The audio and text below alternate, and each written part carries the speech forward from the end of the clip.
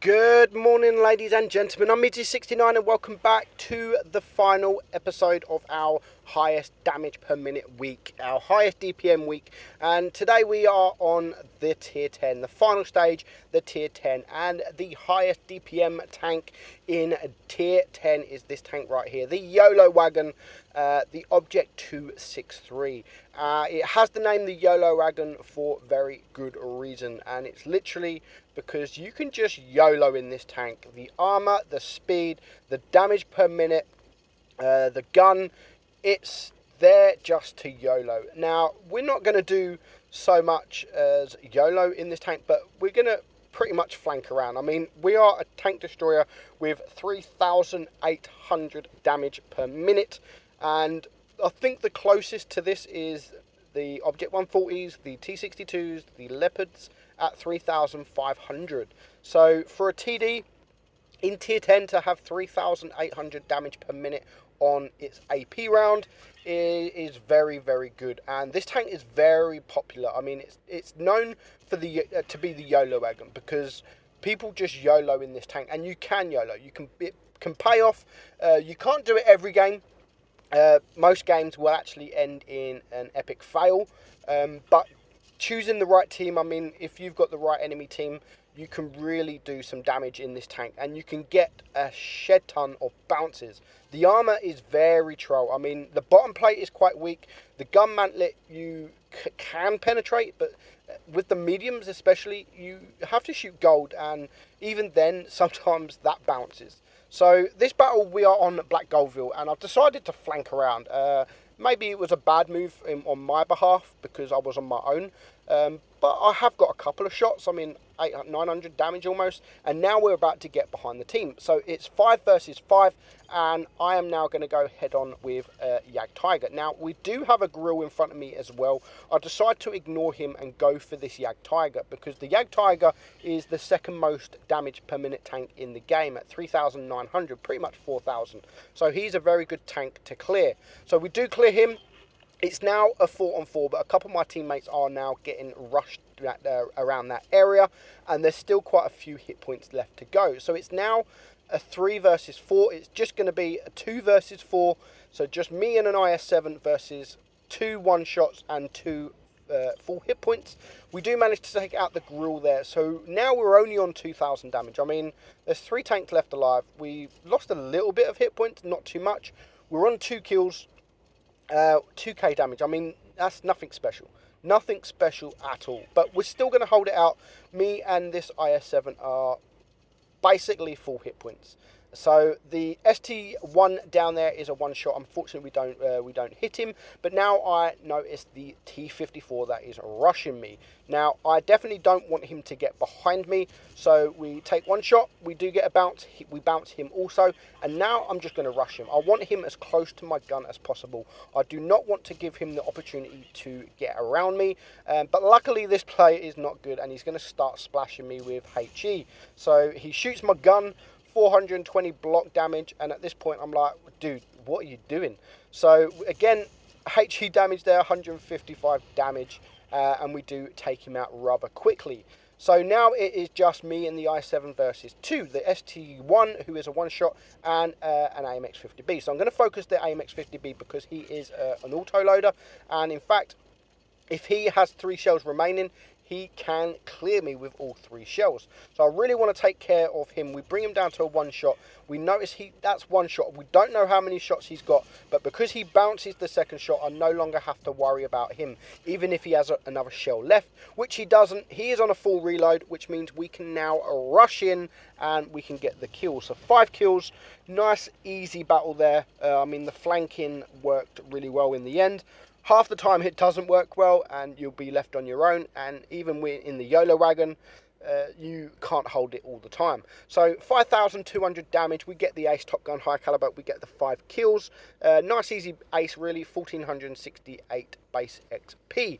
So next up we're going to watch Hamish, and he is on Yamato Harbour. Now I think I'm not 100% sure.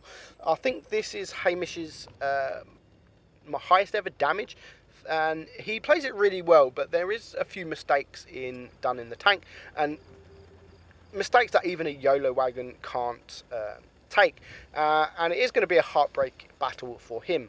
So he is pushing left. The enemy have got one medium, one light tank. His team have got two light tanks, but they all decide to push this direction. He does take an early shot. He does also get an early bounce. And now there is what believes to be an AFK T57 heavy.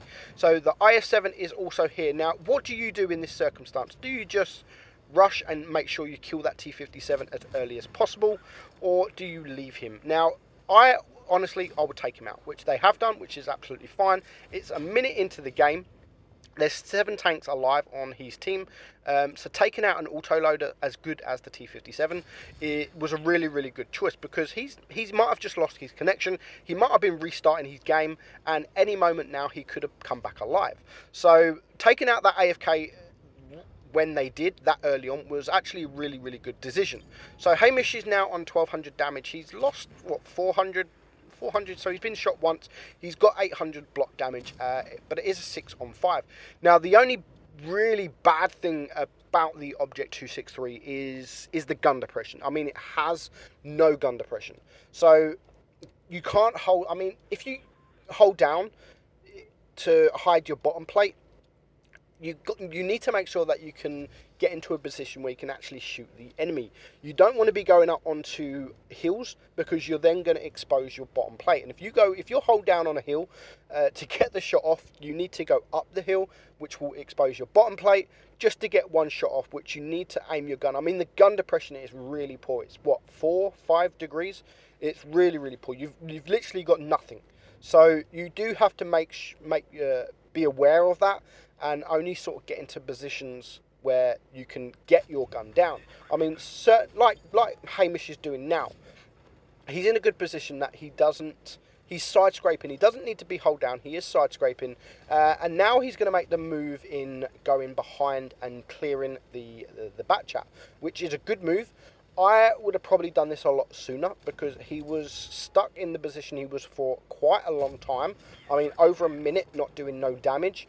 And for a tank that has 3,800 damage per minute, spending 1 minute doing nothing, I mean, just waiting for the IS-7 to expose himself, that's a long time not to do nothing. And he could have got here a lot sooner.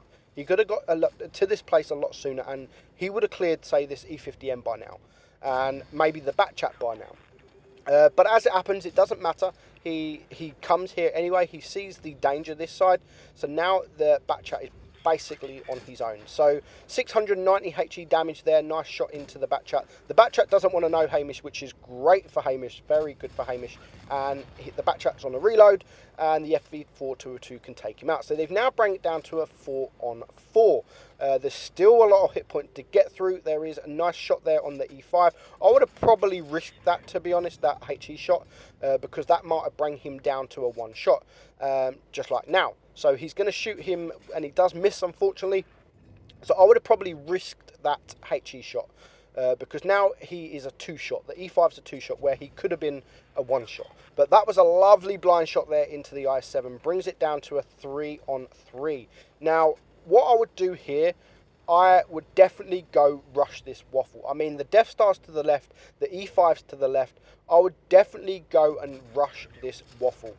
Instead, he's just going to back up. His E100 is a 1-shot. He's going to back up, and because he's backing up, he's staying around this area. He's given them the opportunity to flank around. So now he has bring the waffle down to a 1-shot and the E5 down to a 1-shot. He now rushes the waffle, but it was a mistake, because he didn't reset his camo.